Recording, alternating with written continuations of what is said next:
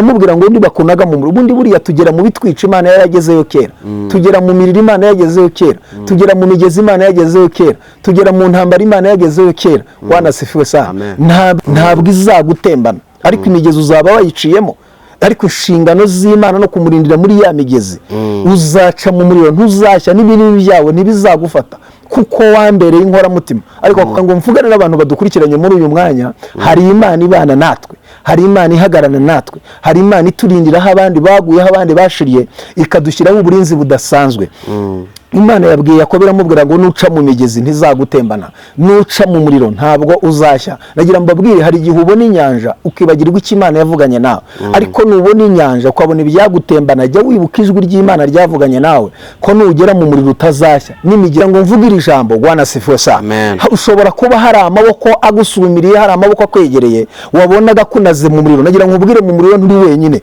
hari wakano ugomba kubana nawe hari wakano uhagarana nawe mu bibazo hari wakano uhagarana nawe mu burwayi hari kunyuzwa hakomeye kandi urahasohokana y'amashimwe nagira ngo ntangariza abantu bamaze igihe mu buzima bubakomereye mu buzima bahura n'ibintu bibanyeganyeza mu buzima bahura n'ibintu bimeze nk'imiriro mu buzima bahura n'ibintu bimeze nk'inzuzi zihorera nagira ngo mbabwire ngo hari imbaraga zikomeye Imana izanye ku buzima bwanyu aho mugiye kuhatambuka aho mugiye kuhanyura kandi yanjye hari ahantu Imana igiye kukunyuza hari ahantu Imana igiye kugutambutsa hari imbaraga zikomeye Imana izanye ku buzima bwawe kugira ngo ikuramire aho abandi bagugiye kuhatambuka Imana ihashyize uburinzi bukomeye Imana ibaha umugisha kandi Imana ibagire neza mwitegure kwakira amashimwe adasanzwe ku buzima bwanyu kuko hari icyo Imana ivuganye namwe kuri uyu munsi hari icyo Imana ivuganye namwe muri iri jambo iravuze ngo igiye gutanga ingabo igiye gutanga amahanga igiye kubanyuza ahantu hakomeye kandi hari igihe umuntu yigisha iby'ijuru ari ukuyobora abantu ameze nk'icyapa buse iyo usomye Matayo 20 ntavuga ngo nzabihakana ndahasoma nzabihakana amabwire ngo sinigeze reba kuba warubatse ayo mazu uvuga waratangisha ayo maturo warakoze imirimo itandukanye ariko bakavuga bati ntitukuzi Yesu akavuga ati sinigeze nkomenya ati ko nahagurikije ibirema ko nayikoze ibinini ariko abo bantu bavuganye n'Imana usanga abantu benshi bavuga ngo Imana yavuze ibi nibyo koko Imana yarabivuze ariko mu bintu Imana yavuze ntigeze ivuga ko tutazahura n'ibibazo ntigeze ivuga ko tutazahura n'amakuba ntigeze ivuga ko tutazahura n'imigezi ntigeze ivuga ko tutazahura n'ibigeragezo ntigeze ivuga yuko tutazanagwa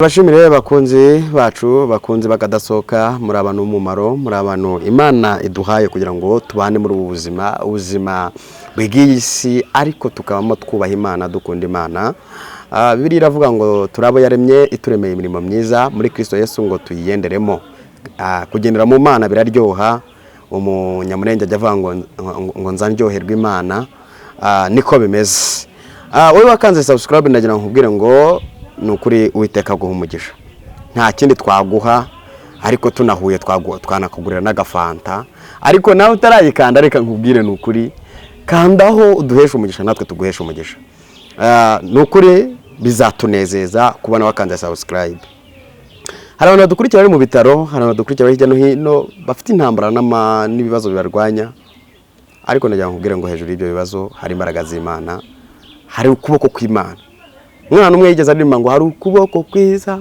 kw'Imana yacu ukuboko kw'Imana kwiza kuri hejuru y'ibyo bibazo humura uzabigenda hejuru Theo yararimye ngo bazaruhira ubusa ibyo bibazo rero bizaruhira ubusa ibyo bigeragezo bizaruhira ubusa humura Imana igufiteho umugambi imbere ya kamera twafite umukozi w'Imana twamutumiye yatangira asuhuza abadukurikiye akanabibwira Yesu ashimwe cyane turanezerewe kubana namwe kuri uyu munsi nitwa Vumbiriya Jean Claude ntuye mu murenge wa Kinyinya mu karere ka Gasabo mu mujyi wa Kigali yego nkaba nkorera umurimo w'Imana wa Save kuri ADPR yego Imana ibahe umugisha Imana ishimwe cyane amen mushumba wambaye neza murakoze cyane njye ndi mu bantu bakunda kubwira abantu ko bambaye neza asante sana kandi uri umuntu yambaye neza iyo umuntu ameze neza ujye umubwira ko ameze neza ngiye binameze nabi nakubwira mbere nyuma ya kamera nabanza nkabwira ati ibi bintu ntabwo ari byiza yego ibi si byiza rwose nta nubwo ndi kubikunda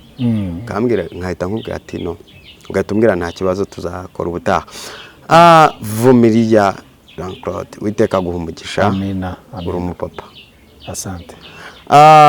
Ndagira nkwibarize ikibazo, ariko mbere yuko nkubaza ndagira ngo ubanze usengere iyi gahunda yacu turimo yivuga butumwa. Imana ize kubana natwe, abamarayika baze kubana natwe. Mana, uri Imana ikomeye, uri Imana igira neza, uri Imana ivuga bikaba, uri Imana itegeka bigakomera, uri Elohim, uri El Shaddai, uri Jehova Nisi, Jehova Ir, Jehova Shalom. Ubereye mwiza abagutegereje, habwa icyubahiro kuri uyu munsi kuduhaye ibihe byiza byo kuba imbere yawe. Turasenze ngo umuntu wese uri gukurikirana iki kiganiro agira umugisha, abone Imana, yumve Imana, natwe utugirire ubuntu, tugirire neza uhereye dutangiye kugeza dushoje, utubere igisubizo, utubere Imana, utubere ubwihisho, n'abantu bose badukurikiranye ubabere igisubizo binyuze mu ijambo ryawe, ndetse n'ikiganiro turi bugirane kuri uyu munsi. Habwa icyubahiro nikuzo kubikoze kandi kubyumvise mu izina rya Yesu wa Nazareti. Amen. Imana iguhe umugisha. Amen. Nakwibariza akabazo nashaka kubaza, utubazo nako mba mfite utubazo dutandukanye nk'uko abagenda mpa. Hanze aha hari akajagari ko gukora umurimo w'Imana biragoye, bavunanye, bitewe n'uburyo abantu bamwe bagiye batukisha izina ry'Uwiteka. Nagira nkwibarize ni iyihe nama wagira abakozi b'Imana bagenzi bawe, n'iki wabwira n'abakristo ko bigoye? Twese benshi babita batekamutwe, ngo inda zabatanze imbere. Niki wagira inama abakozi b'Imana bagenzi bawe n'abatega amatwi abakiriya banyu cyangwa abakristo banyu? Murakoze cyane. Ikintu cya mbere nabwira abantu badukurikiranye cyangwa se abakristo ndetse n'abatarakizwa, no kuhereye kera kose habagaho abakozi b'Imana b'ukuri, hakaba n'ab'ibinyoma. Kuva isi yaremwa ntabwo umuntu yigeze ashoboka, ariko habayeho n'abashobotse. Iyo urebye hari abagabo bagendanye n'Imana, babana n'Imana, baba intangarugero, baba icyitegererezo. Hari n'abandi babaye babi kandi Bibiliya ikabita babi. Ugiye mu gihe cya ba Nowa usanga Nowa yarabaye muzima, ariko mu gihe cya Nowa hari abandi bari bananiranye. Nababwira ngo Yesu ntabwo yadutumye kuvuga, ahubwo yadutumye kwera imbuto. Kuvuga nibyo, ariko kwera imbuto. Ntabwo Yesu iyo yavuga ngo muzabamenyera ngo kubo bavuga, yaravuze ngo muzabamenyera ku mbuto zabo. Icyo nsaba abakozi b'Imana mbagira n'inama bagenzi banjye no kwera imbuto, kuba icyitegererezo. Ntibabe nka cya giti cy'umutini kiteza imbuto, cyari gitoshye ariko umwami acyegereye ntiyabonaho imbuto arakivuma. Ni byiza ko tuba abakozi b'Imana b'intangarugero, b'inyangamugayo, b'icyitegererezo, ku buryo umuntu akureba akakubonamo Kristo. Iyo Paul yaravuze ngo mugere ikirenge mu cyanjye nk'uko nanjye nakigeze mu cya Kristo. Dukwiriye kuba icyitegererezo ku buryo umuntu akwigiraho, yakubona akabona Kristo, yakubona akabona Imana.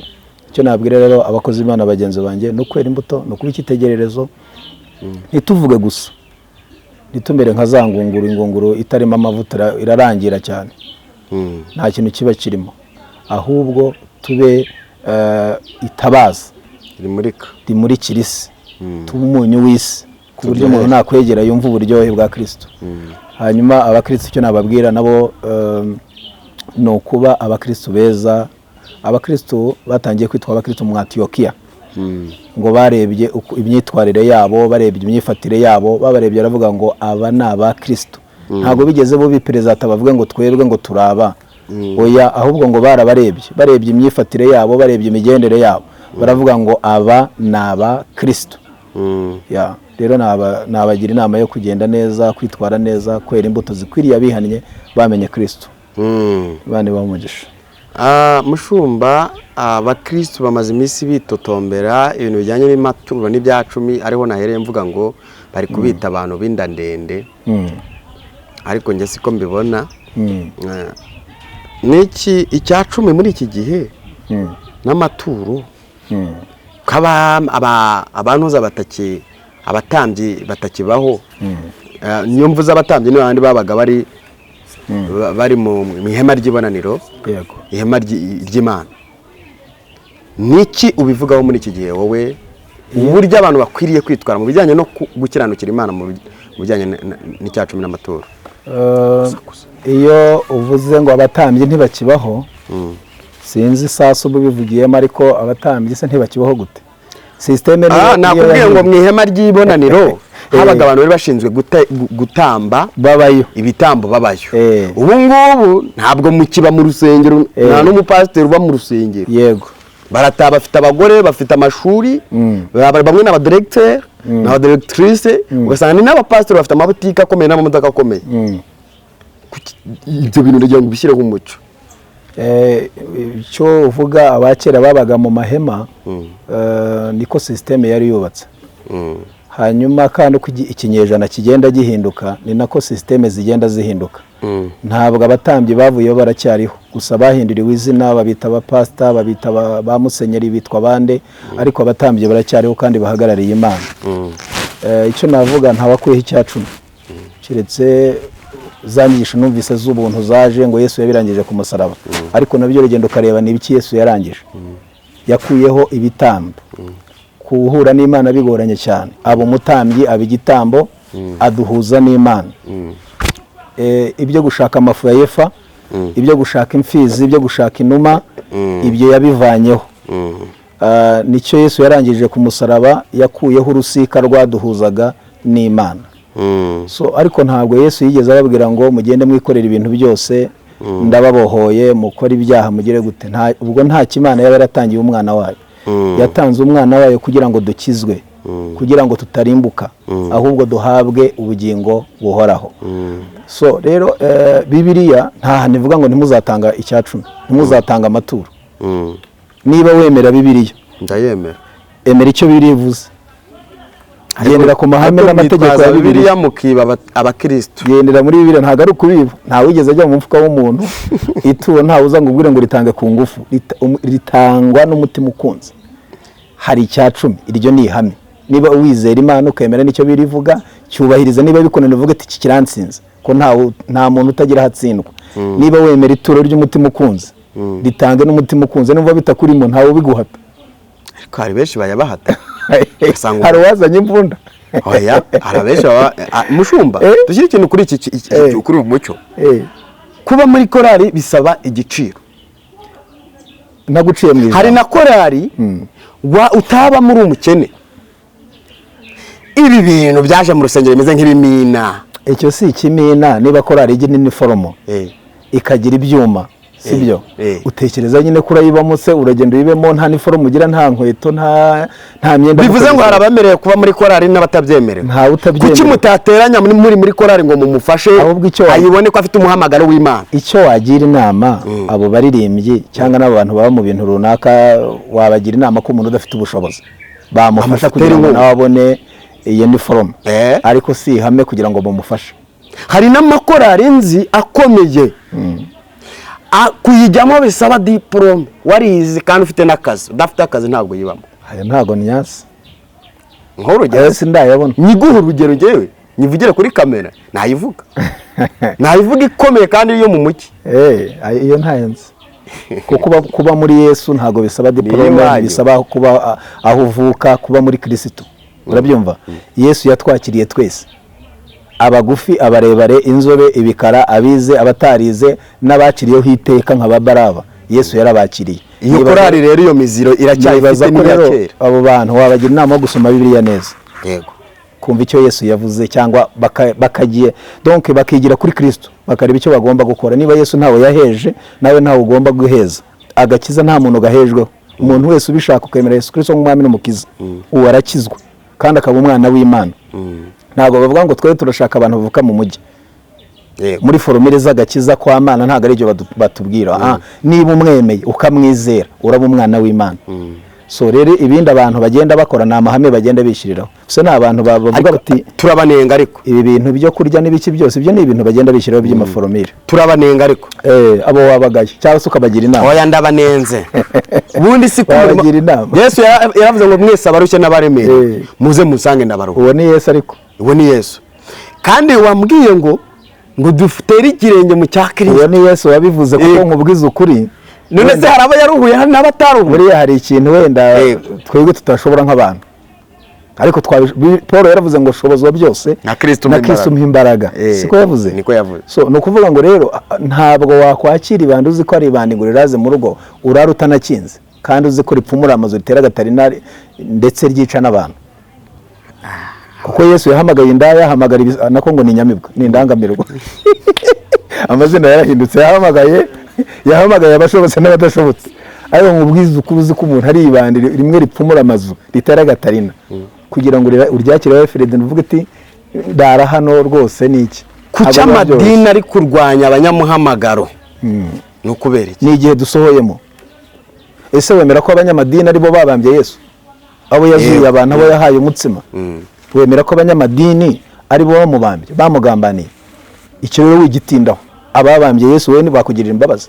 Ikindi abantu uvuga bananiranye ndiko kuri abantu tuvuga ngo bananiranye bagize bati, sibyo? Ntabwo umuntu yigeze ashoboka. Nusoma biriya neza witonze urasanga umuntu yaraniranye guhera isiremwa. Imana irema umuntu ikamushyira muri Edeni. Ntabwo umuntu yigeze ashoboka. Ugiye kwa Adamu ukagenda ukareba ibyo Adamu yavuze n'ibyo umugore we yavuze n'iby'inzoka. Ni ukuvuga ngo umugore yabwiye Imana ati ye butararemye, Adamu yabwiye Imana ati butararemye uyu mugore simba nacumuye. Babajije umugore ati inzoka y'ubutarayiremye simba nacumuye. Bitana ba mwana. Umugabo ati nawe umugore wampaye yasaruye n'ibindi. Bitana ba mwana. Umuntu ntaremera ikosa, ntaremera icyaha. Ntabwo umuntu yigeze ashoboka. Ariko Yesu yaravuze ngo mwuka naza azabemeza ibyaha byanyu, azatsinda ab'isi. Kubera iki mwuka wera yaje tugakomeza kunanira umwuka wera? Ntago bamwakiriye, banze kumwakira. Abantu baramukwebye. Ariko hari igihe umuntu avuga Imana ariko itari muri we. Hari n'igihe umuntu avuga ibya mwuka ariko nta mwuka agira. Hari igihe umuntu yigisha iby'ijuru ari ukuyobora abantu ameze nk'icyapa. Buse iyo usomye Matayo 20 ntavuga ngo nzabihakana. Ndahasoma. Nzabihakana amabwire ngo sinigeze. Reba kuba warubatse ayo mazu uvuga waratangisha ayo maturo, warakoze imirimo itandukanye, ariko bakavuga bati ntitukuzi. Yesu akavuga ati sinigeze nkumenya. Ati ko nahagurikije ibirema, ko nayikoze ibinini. Ariko abo bantu bafite umurongo barengera uvuga ngo Imana izagara ku bitugo byabo ngo ibwiriza ubwoko bwayo. Hari irindi jambo nabyo bitwaza bavuga ngo n'intungane bwira icumuye kangahe? Karindwi. Amagambo ntajya nemera ngewe. Aba bantu ko bafite usanga n'abasinzi bafite ingingo barenge. Kuki Bibiliya ifite ibintu birengera abantu bose? Iri juru turi kujyamo, ese mushumba, iri juru mumwe muribona mute mwe mwakiri mwegera Imana cyane cyane nk'abashumba? Iri juru muraribona rute ko mbona ni indaya zizatanga n'abasinzi bazatanga abashumba kujyayo? Bibiliya iravuga ngo ubwami bw'Imana so bw'amagambo, ahubwo ubwami bw'Imana n'ubw'ibikorwa buratwaranirwa. Ntago ari ukubuvuga. Kujya mu ijuru si ukubivuga, kujya mu ijuru ni ukubikorera. Ikintu kizatangaza abantu no ugeze mu ijuru no kuzasanga umuntu wari uzi ko azajyayo atariyo, ahubwo asanga umuntu wari uzi ko ataribona ari we wicaye. So wemera ko umuntu umwe wananiranye kuri finali kuko kakanyuma yavuga ati Mana mbabarira nakosheje akihana agataha ubwami, hakaba ari undi muntu ushinga iryinyo kurindi akavuga ati urumva ntabwo akanga kwakira ubwami akavuga ati ngewe niba ari ukurimbuka ndimbuka kama mbaya. Hari abantu bemera akaba ati ngiye nzarimbuka ntari ndakorera Satani. Ariko ikibazo nuko tutamesa kamwe. Gukorera Satani uwerure, ukorera Imana werure. Hari abantu bafana bakisiga amarangi. Uzacunge iyo APR n'abareyo bakinnye, amakipe yo yakinnye, hari abantu bisiga bakikorera n'utubindi, bagafata n'amafara, bagafata na za vuvuzera bakavuza mu nzira ku buryo imihanda banayihagarika. Bari abantu baba bashyizemo agategeko gatitwe turabafana turabyemera, twaramaramaje. Kuvuga rero niba dukorera ubwami dukorera Imana, reka tumaramaze. Niba ari Satani maramaze. Nuko dukwiriye kubaho muri ubwo buzima. Yobu yaranditse muri 28 avuga ngo maze ibwira umuntu iti dore ukubaho Uwiteka nibwo bwenge kandi kuva mu byaha niko kujijuka. Abantu kwa ubwo bwenge ari bwo nzi Yobu yavuze Imana igikunda. Kuki abantu bavuga ngo ni mu buru bwenge izabata, bakihangira uburyo bwo gusenga, bakihangira uburyo bwo kubaho, kandi Imana yatanze formule y'ubuzima bwo kubaho muri Kristo Yesu. Ariko usanga abantu bari kwihangira uburyo bwo gusenga. Ibi bintu nk'abashumba mwe mu bifatira uwe mwanzo yo musenga mubwira Imana ibiki? Ndagira ngo ukivugeho. Ese wenda se nko gusubiza inyuma gatoya. Kwihangane kuba ngushubije inyuma. wemera ko Mose Imana imuhagurutsa n'Abisirayeli yamubwiye ko azagera i Kanani? Icyo urakibuka? Yarababwiye ngo mbajyanye i Kanani. Mose yarafite isezerano ryo kugera i Kanani. Kuki yaguye mu nzira se? Ni abantu yarayoboye, abakristo yarayoboye. Ariko mushumba buriya rero nuko urusyo ryo koma n'ingasiriye tuvuga ngo abashumba ngo barananajye ureba nabo bashumbye. Mose yaguye nzira abibasiye. Bari Mose abashumba bafite. Oya ngewe nacyakubaza ibibazo ku bashumba. Kuko abashumba Mose yarimbuwe n'iki? Nicyo nkubaza. Nanjye subiza. Abakristo bagira yarimbuwe n'iki? Baramututse arambwira ati wowe n'Imana mwatuvanye mu Egiputa kuza kudutsinda ahangaha. Mu Egiputa ntamva zabagayo. Ngo baramutuka arambwira ati duha amazi, dukeneye amazi. Urabyumva? Ngo Mose baramutuka. Agera ku rwego arakara. Ajya kubwira Imana ati Mana ababisirayeli mbagire nte? Imana iramubwira ati wowe gabanya uburakari, genda ufate ya nkono ukubite ku gitaro ubaha amazi. Ubaha amazi yo kunywa. Agenda n'uburakari. Yabwiye Imana arabwira ati abisirayeli basaba amazi narababyaye. Uzasomera igende nyina. Narababyaye abantu ariko hari abantu bagira umurengwe. Hari abantu bagira mu ntama harimo ihene. Abashumba benshi barashinzwa ko iyo mumaze kugera ku ntebe y'ubushumba. Ndakubaza uyu munsi burase ni bose nakuzi mumaze kujya ku ntebe y'ubushumba ngo kwihiriza ubusangwa ngo twababaye iminsi myinshi. Kwihiriza ubusa muhita mubireka no gusenga mu buryo wasengaga kera. No kubera iki muhindura uburyo bwo gusenga? Nuko ubuzima buba bwarahindutse.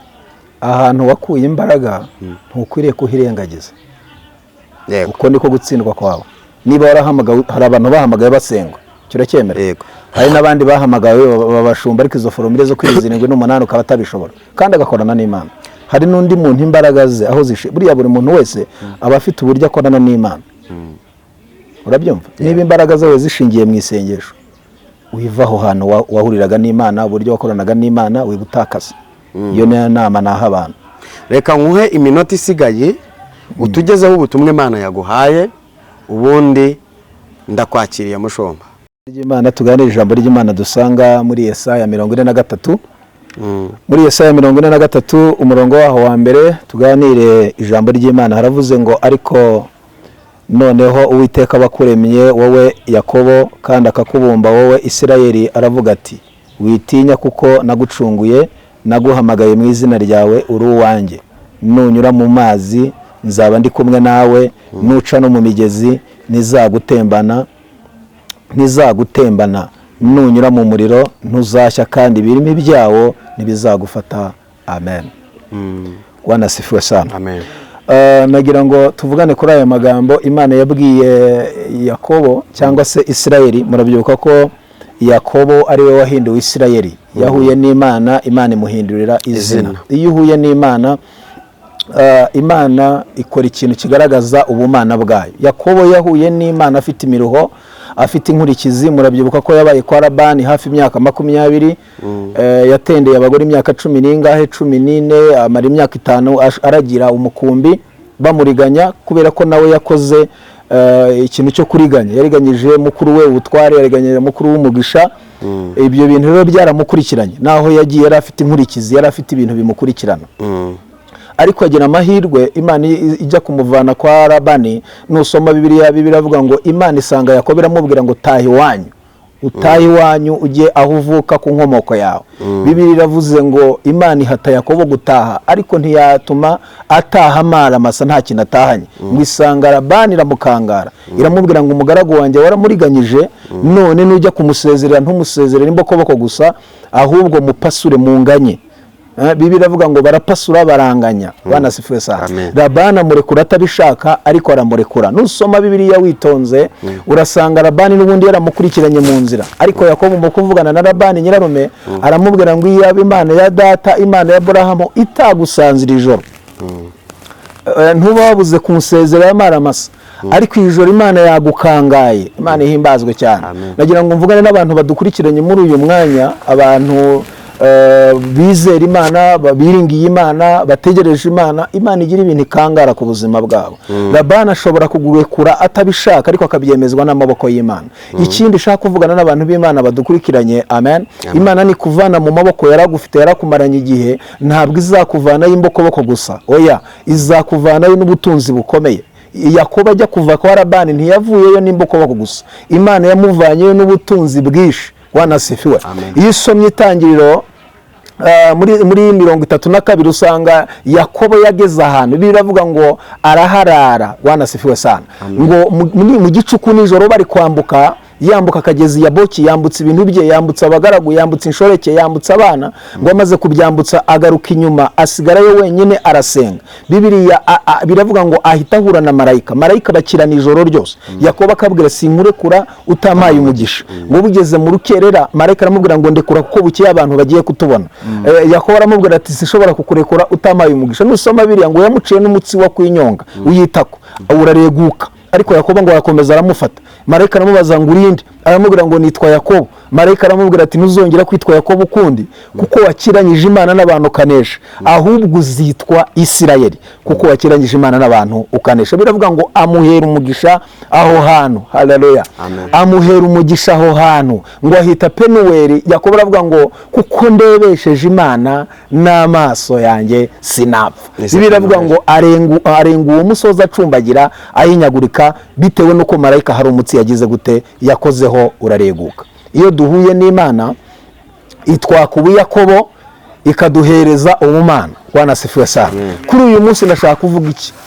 Ku bantu bavuganye n'Imana usanga abantu benshi bavuga ngo Imana yavuze ibi. Nibyo koko Imana yarabivuze, ariko mu bintu Imana yavuze ntigeze ivuga ko tutazahura n'ibibazo, ntigeze ivuga ko tutazahura n'amakuba, ntigeze ivuga ko tutazahura n'imigezi, ntigeze ivuga ko tutazahura n'ibigeragezo, ntigeze ivuga yuko tutazanagwa mu miriro. Oya, Bibiliya ikivuze hariya yavuze ngo muzaca mu miriro, ntabwo muzashya n'ibirimi byawe ntibizagufata, ariko ntiyigeze ihakana ngo ivuge ngo ntabwo uzigera ugera mu muriro. Iki Imana ntabwo yigeze ikivuga ku bayizera, ahubwo ikintu Imana yemeye ku buzima bw'abayizera. Ya 32 avuga ngo amakuba n'ibyago by'umukiranutsi ni byinshi, ariko Uwiteka amukiza muri byose. Inshingano z'Imana ku buzima bw'abayizera ni ukubarindira mu byabica. Buri Imana ishobora kutakuvana mu bigeragezo, ishobora kutakuvana mu bibazo, ikaguha imbaraga zigutuza mu bibazo nk'uri mu bisubizo. Ikindi abantu bose ubona babaye muri Bibiliya bakaba intangarugero bakaba icyitegererezo, ntabwo ari uko batigeze bahura n'ubuzima bw'ibibazo n'ibigeragezo. Bahuye n'amakuba, bahuye n'ibyago, bahuye n'intambara, bahuye n'ibibarwanya, bahuye n'ibigeragezo, ariko Imana bizeye, Imana bakiriye barindira muri bya bintu bahagazemo. Niyo mpamvu Imana yavuganye na Yakobo iramubwira ngo uzaca mu migezi, ntabwo izagutembana, ariko imigezi uzaba wayiciyemo. Ariko inshingano z'Imana no kumurindira muri ya migezi. Uzaca mu muriro, ntuzashya n'ibirimi byawe ntibizagufata, kuko wambereye inkoramutima. Ariko ako kantu bakita akantu k'umwihariko, kuko wambereye inkoramutima. Ariko woweho nuca. Iryo ni ijambo ry'umwihariko, ni ijambo ridasanzwe Imana ivuga ku buzima bw'abantu bayubaha. Iyo wahuye n'Imana ukakira Imana mu buzima bwawe, ikuvugaho ibidasanzwe mu gihe kidasanzwe. Wanasifiwe sana. Nubwo hari imigezi, nubwo hari imiriro, buriya hari igihe isi icana umuriro, isi kenyegeza ikavuga ati uyu muntu we ahantu turamunagayo. Umva ko avuga ko afite Imana, ko afite ngo bagire uburinzi, ngo bagire Imana ibakurikirana, turamunagayo byanga byakunda. Ariko nusoma Bibiliya ivuze ko Imana iravuze ngo Yakobo nuca mu muriro ntuzashya, ibirimi byawe ntibizagufata, kuko wambereye inkoramutima, ukaba wo kubahwa nanjye nkagukunda. Icyo nicyo kizatuma. Wanasifiwe sana. Hanyuma y'uburinzi Imana yemereye Yakobo, iramubwira ngo nibakunaga mu muriro. Ubundi buriya tugera mu bitwica Imana yaragezeyo kera, tugera mu miriro Imana yagezeyo kera, tugera mu migezi Imana yagezeyo kera, tugera mu ntambara Imana yagezeyo kera. Wanasifiwe sana. Ntabwo ibintu bitwica Imana ibitanga, donc ibitanga kugera kuri tere aho bizatwicira, aho bizadutegera. Imana igerayo kera mu muriro, Imana yari yagezeyo kera. Bashaduraka babanaze mu itanura, ariko Imana yagezeyo kera, ivanamo ikibica isigazamo igituma Imana ihabwa icyubahiro.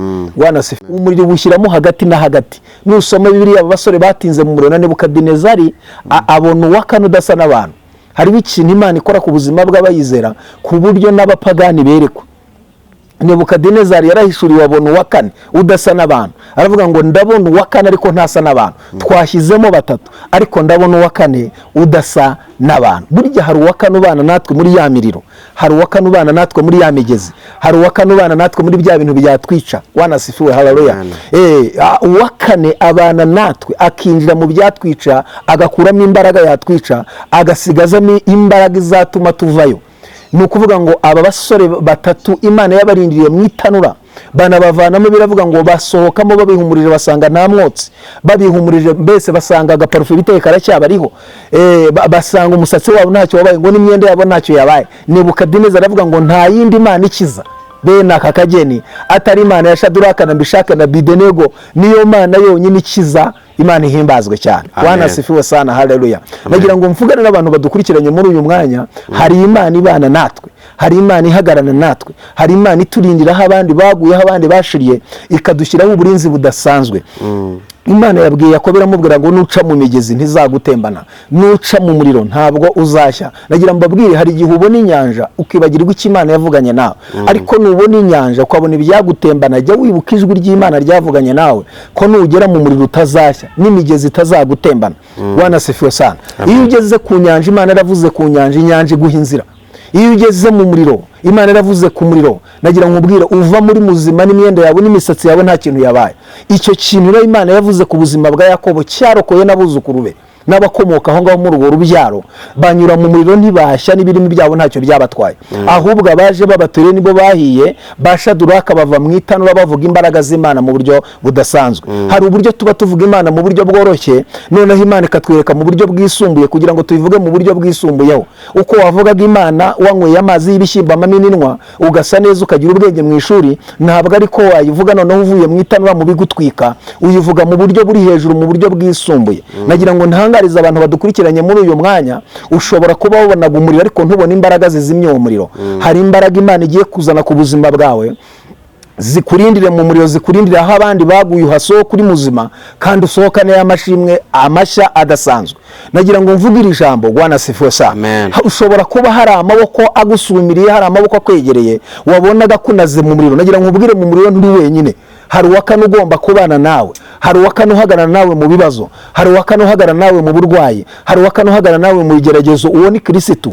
Nebukadinezari yaramubonye aravuga ngo mbonye uwa kane udasa n'abantu, uwa kane agiye kubana nawe, ahagararana nawe, atindane nawe aho isi yakunaze, yibwira ko ugiye gupfa, urasohoka ufite amashimwe mashya kubera ko hari uwa kane wafashe umwanzuro. Imana ivuze iki kuri uyu munsi? Iravuze ngo nuca mu muriro ntabwo uzashya, nuca mu migezi ntizagutembana, n'ibirimi by'umuriro ntibizagufata. Imana ishimwe kuko wambereye inkoramutima, ukaba wo kubaha nanjye nkagukunda. Amen. Imana ibwiye Yakobo iramubwira ngo icyo nicyo kizatuma. Imana ishimwe cyane. Hanyuma yuko umaze kuba inkoramutima y'Imana, hanyuma yuko umaze kuba mu buzima bwubaha Imana, bwubahisha Imana, hari ikintu Imana ivuze. Iravuze ngo nzatanga amahanga nyatange ku bwawe.